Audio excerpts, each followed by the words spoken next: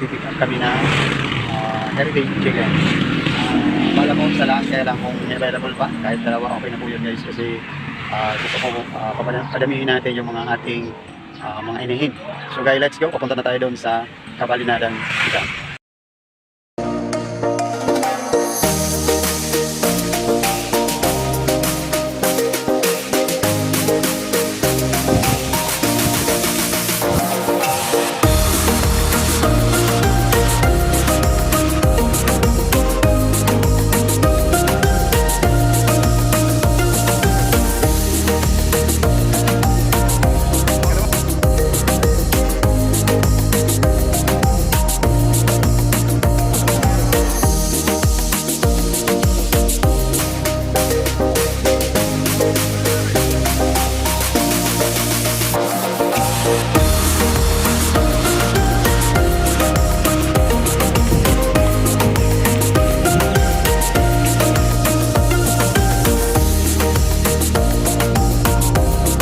Magandang araw sa ating lahat ngayong umaga. Ay pag tumili na yung panahon or gumanda, ay pupunta natin si Sir Marvin dyan sa part ng Tigaon, sa kanyang Mark and 10 backyard farming, para bumili tayo ng another heritage chicken na Astrolop. So doon dati tayo bumili guys ng tatlong inahin, sa kanya ko binili yun, na napakaganda, very magandang performance sila sa pangingitlaw. So ang gagawin natin ngayon naman guys, ay dadagdagan natin yung ating mga inahin. So ang gagawin po natin ay pipick upin natin ngayon, maya pag tumila na or pakalan after lunch or ngayong lunch, kasi nga para mabili na natin yon, para another collection natin dito sa ating binabalak na egg production business sa ating kalamansian, another income para dito sa ating mini farm.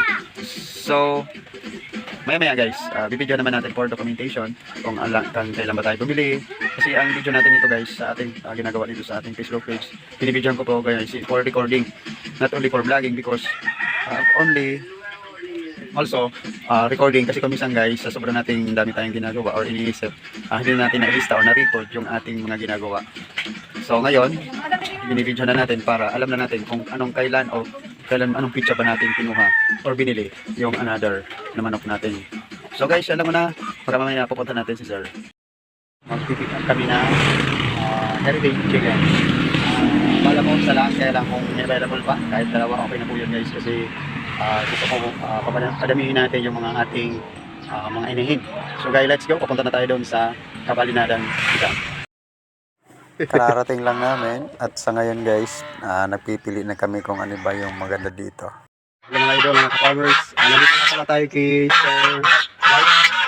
Nandito tayo kumili dati yung vlog natin nung nakaraan, yung heritage chicken. Galing po sa kanya yung tatlo natin biniling napakagandang lahi.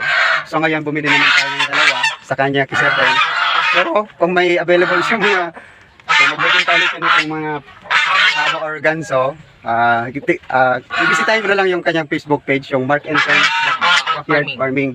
Doon ko siya nakita nung mag-push siya doon ko nakita na nagbebenta siya nung mga heritage chicken. So doon ko yung nakita, kaya napakaganda yung lahing binigay niya sa akin, kaya bumili ako ulit niya ng dalawa. Malulusog. Oh.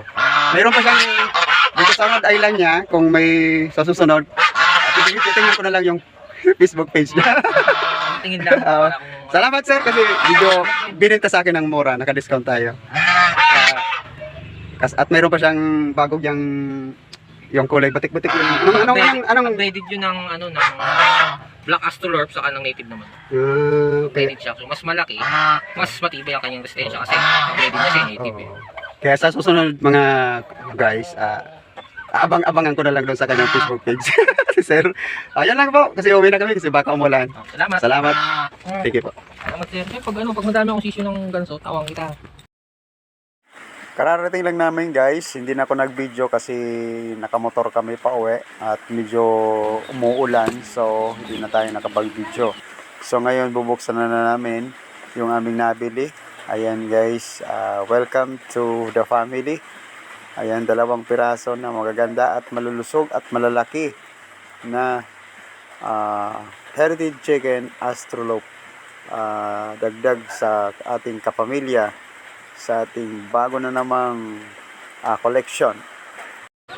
Salamat ng marami sir. sana makabili pa tayo ulit sa kanya ng mga iba pang klaseng mga manok. Yung Rhode Island. Kirisalo ka nun, sir. Baka ibenta. Basta guys, kapag may mga kaisipan, may mga gusto kayong plano sa buhay, kapag may pera, ibenta mo, ibili mo. It's not a collection, but ano yon? Kapag gusto mong wala ka talaga, pwede may kakatayin kang manok. Kebs, ayun ka na. Marido, di ne. Ne, kaputin na nito. Tatalihan ko na ni manok. Hindi. Ayun guys, ang ganda talaga. Lalaki, oh. Dala. Yan na.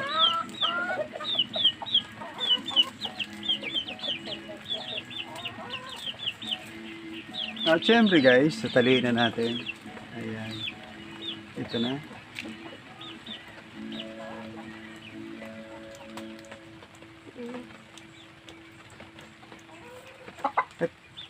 Ayan na po guys. Tatali na natin. Dalawa natin guys. Saan ba maganda naman? Ayan, ito yung pangalawa natin nabili kasi.